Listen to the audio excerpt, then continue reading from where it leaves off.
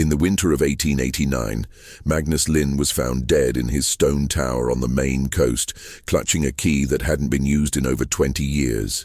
The key opened the door to an attic that local authorities would later seal permanently, refusing to speak publicly about what they discovered. For decades, Magnus had lived alone in the ground floor of Hollow Linn Tower, never allowing a single soul to climb those wooden stairs. What they found up there would explain why a man chose to live as a prisoner in his own home, haunted by secrets that the crashing waves of the Atlantic could never wash away. But before we climb those forbidden stairs ourselves, make sure you're subscribed to Dark Heritage Files and hit that notification bell, because stories like this one don't come around often. Drop a comment below telling us what city and country you're watching from, and give this video a like if you're ready to uncover the darkest secrets hidden in plain sight. Now let's step into the shadows of 1889 Maine. The coastal region of Maine has always been a place where secrets wash ashore with the tide, and where the fog can hide more than just rocky coastlines. According to the fragmented records and whispered tales that have survived in the small fishing communities along that stretch of coast, what happened at Hollow Linn Tower began long before Magnus became its final tragic inhabitant. Hollow Linn Tower stood 40 feet above the jagged rocks of Maine's eastern coast, built in 1823 by Magnus's grandfather, Cornelius Linn. The structure wasn't officially recognized as a lighthouse by the Maritime Authority, though its strategic position overlooking Frenchman Bay made it visible to ships navigating the treacherous waters between Bar Harbor and the open Atlantic. The Linn family had always been involved in maritime commerce, but their wealth seemed disproportionate to the modest fishing boats that occasionally docked near their private pier. The tower itself was an imposing structure of local granite, with walls 3 feet thick that could withstand the worst nor'easter storms. 3 floors connected by a narrow wooden staircase. The ground floor served as living quarters, the second floor housed supplies and equipment, and the third floor, the attic, remained mysteriously off-limits to visitors for as long as anyone could remember. Even the local pastor, Father Mackenzie, mentioned in his personal diary that he was never permitted beyond the main room during his occasional visits to the increasingly isolated Magnus. Magnus Linn was 63 years old in 1889, a tall, gaunt man with prematurely white hair and hands stained permanently black from what he claimed was coal soot. Those who knew him described a man who had once been gregarious and welcoming, hosting elaborate dinners for ship captains and merchants who would arrive under cover of darkness. But by the 1870s, Magnus had become a recluse, speaking only when necessary and maintaining an almost obsessive vigilance over his tower. The transformation hadn't happened overnight. Local fishermen remembered the night in 1867 when a tremendous explosion shook the entire coastline, rattling windows in Bar Harbor 7 miles away. The official explanation was that lightning had struck the tower during a severe thunderstorm. But those who lived closest to Hollow Linn noticed that the light that normally shone from the attic window, a light that had guided their own boats safely to shore countless times, never appeared again after that night. Martha Cleary was returning from her evening prayers at St. Mary's Church on the night of September 15, 1867, when the sky above Hollow Linn Tower erupted in flames. She would later tell anyone who would listen that the explosion wasn't like lightning at all. It was a deep, rumbling blast that seemed to come from inside the building, followed by a pillar of fire that shot straight up into the storm clouds. The whole tower was lit up like the inside of a furnace. Martha recalled years later, her voice still trembling with the memory. But it wasn't natural fire. It burned with colors I'd never seen before. Blues and greens dancing with the orange flames, and the smell that came with the wind afterward. It was sweet and sick-making at the same time, like burning flowers mixed with something rotten. The storm that night was indeed fierce, with winds strong enough to tear the roof off the Cleary's barn and rain that fell in sheets so thick you couldn't see your hand in front of your face. But those who witnessed the explosion insisted that the fire came from within the tower, not from any lightning strike. Samuel Morrison, a fisherman who was securing his boat at the time, swore he saw Magnus standing in the doorway of the tower, silhouetted against the flames above, screaming words that were lost in the howling wind. When dawn broke and the storm finally passed, hollow Linn Tower still stood. But something fundamental had changed. The structure appeared intact from the outside, though careful observers noted that several of the attic windows had been hastily boarded up with rough planks that didn't match the tower's original construction. More disturbing was the complete absence of any human activity around the property for nearly 3 weeks following the explosion. Dr. William Thornton, the physician who served the scattered coastal communities, was finally summoned to the tower on October 8, 1867. His medical journal, discovered decades later in his estate, contained a single cryptic entry about that visit. Attended to M. Linn at Hollow Tower. Patient suffering from severe melancholia and what appears to be guilt-related hysteria. Refuses medical examination of burns on hands and arms. Most disturbing. Patient's repeated insistence that he cannot let them see and that they must never come down. Recommended immediate psychiatric consultation, but patient became violent at suggestion. Family situation unclear, no sign of Mrs. Linn or the children, though patient speaks of them in present tense. The years following the explosion transformed not only Magnus Linn, but the entire dynamic of the small coastal community around Hollow Linn Tower. Ships that had once regularly approached the private pier stopped coming altogether, and the tower's light, which had served as an unofficial beacon for decades, remained permanently extinguished. The local fishing fleet began giving the area a wide berth, not just because of superstition, but because of the strange new rules Magnus had established for his property. Where once Magnus had been known for his hospitality, even hosting the annual harvest festival on his grounds, he now posted signs warning visitors away. More unsettling were the times when neighbors would spot him walking the perimeter of his property at all hours, carrying what appeared to be a rifle and muttering to himself in conversations that seemed to involve multiple people, though he was clearly alone. Father Mackenzie's diary entries from this period paint a picture of a man wrestling with an unbearable burden. During one of their conversations in 1869, Magnus allegedly confessed that he was keeping watch over something that should never have been brought to this place. When the priest pressed for details, Magnus became agitated and insisted that some mistakes can never be undone, only contained. The most persistent rumor that began circulating through the fishing communities involved Magnus's family. His wife, Eleanor, and their 2 young children, Thomas and Mary, had been regular fixtures in the local church and at community gatherings until the summer of 1867. After the explosion, they simply vanished from public life. When directly asked about their whereabouts, Magnus would give contradictory answers, sometimes claiming they had gone to visit relatives in Boston, other times insisting they were upstairs resting and could not be disturbed. Mrs. Abigail Peters, who ran the general store in nearby Gouldsboro, kept meticulous records of her customers' purchases. Her ledgers show that Magnus's buying patterns changed dramatically after 1867. Instead of the normal household supplies for a family of 5, he began purchasing only enough food for 1 person. More peculiar were his regular orders for large quantities of lime, salt, and various aromatic herbs, purchases that made little sense for a man living alone in a tower by the sea. The mystery deepened when Thomas Morrison, Samuel's younger brother, claimed to have seen lights moving in the tower's attic during a fishing expedition in 1871. He swore that he had watched Magnus climbing the stairs to the forbidden floor, carrying what looked like candles or oil lamps, and that he could see the figure moving around up there for hours at a time through the gaps in the boarded windows. As the 1870s progressed, Magnus Linn's behavior became increasingly erratic, but it followed a disturbing pattern that suggested method behind the madness.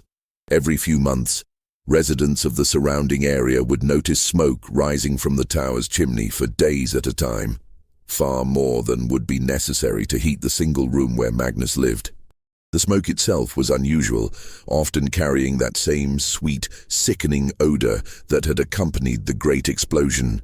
Dr. Thornton made several more attempts to visit Magnus during this period, partly out of medical concern and partly due to pressure from church officials who were receiving complaints about the man's increasingly unsettling presence in their community.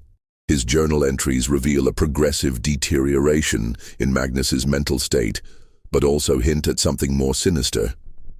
Returned to Hollow Tower today at the insistence of Father Mackenzie, Thornton wrote in March 1874. Found Monsieur Linn in an even more agitated state than previous visits. His physical condition continues to decline. Severe weight loss, persistent tremor in both hands, and what appear to be fresh burn marks on his forearms.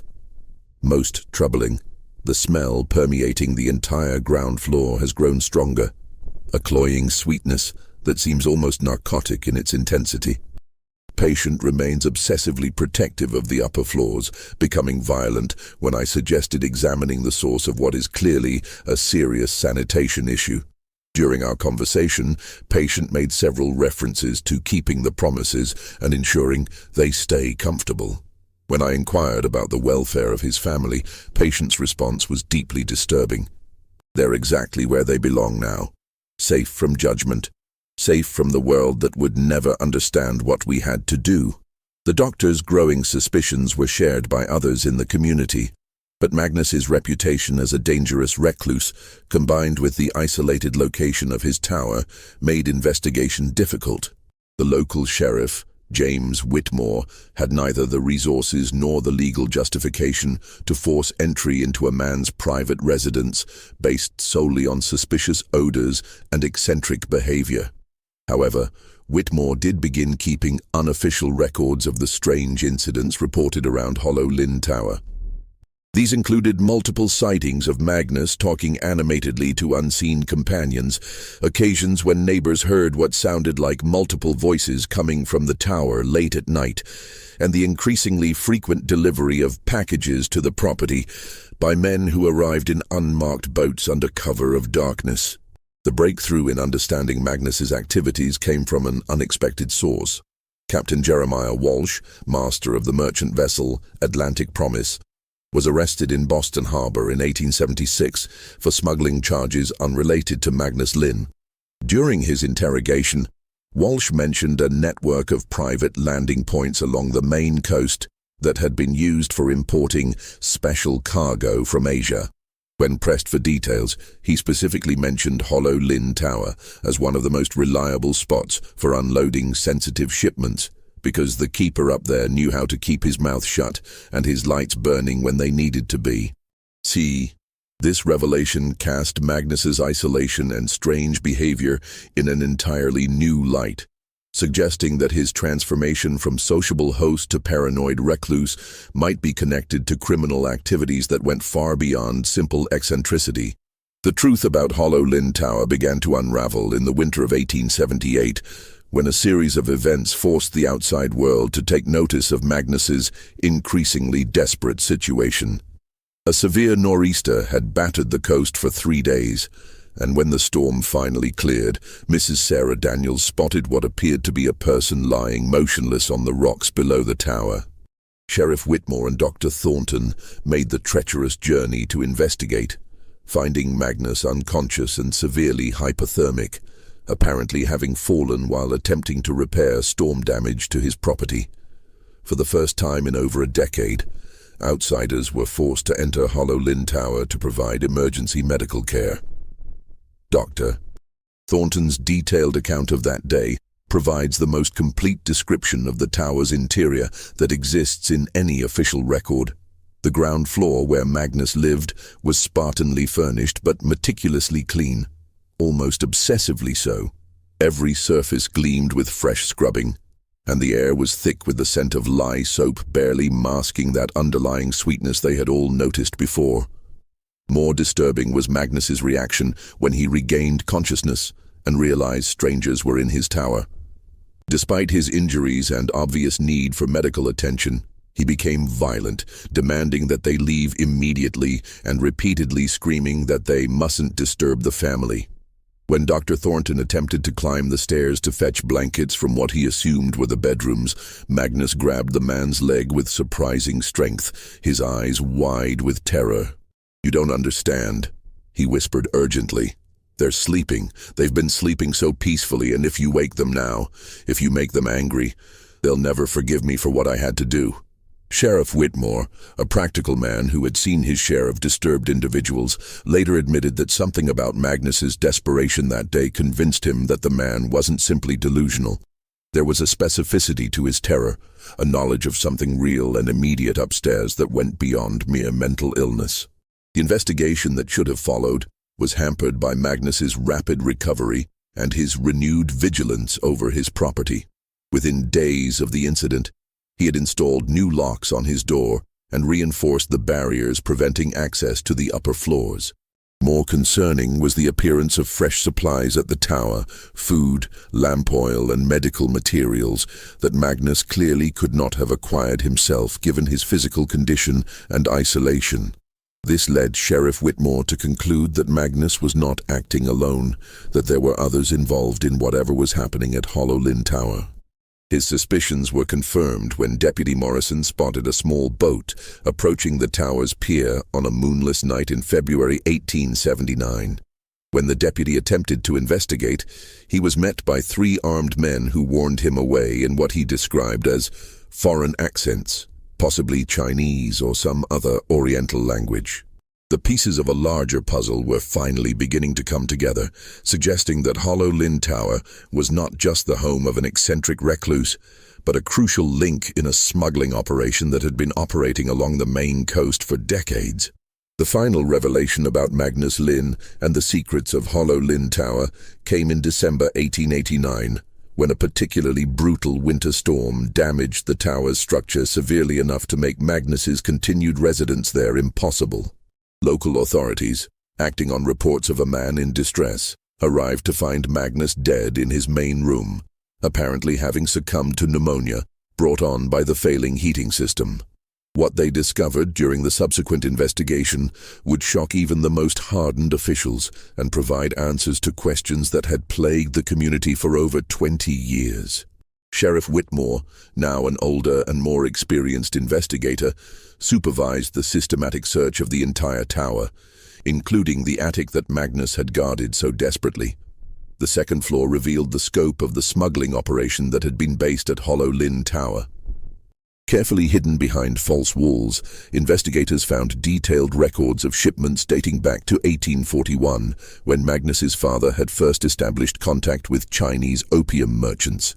The operation had grown progressively more sophisticated, with the tower serving as both a storage facility and a signal station for ships carrying illegal cargo from Asia to distribution points throughout New England.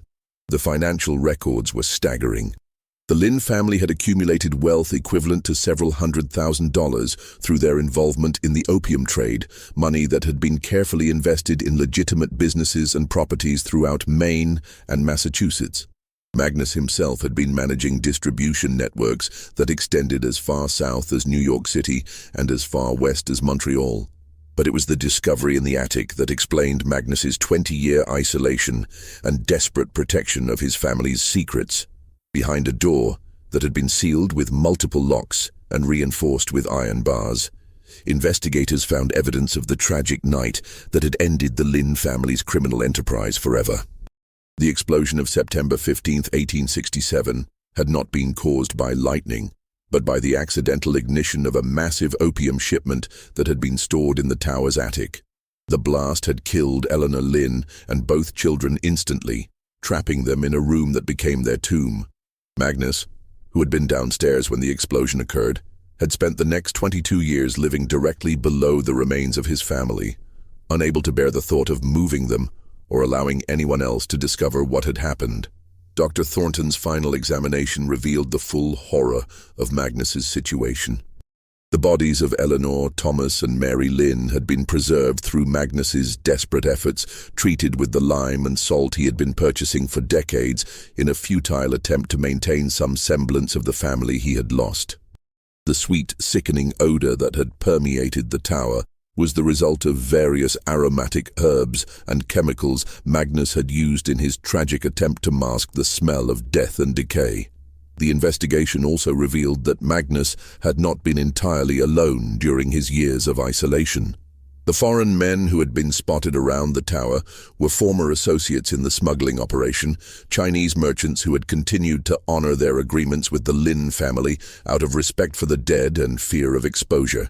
They had been providing Magnus with supplies and protection, understanding that his knowledge of their network made him both valuable and dangerous.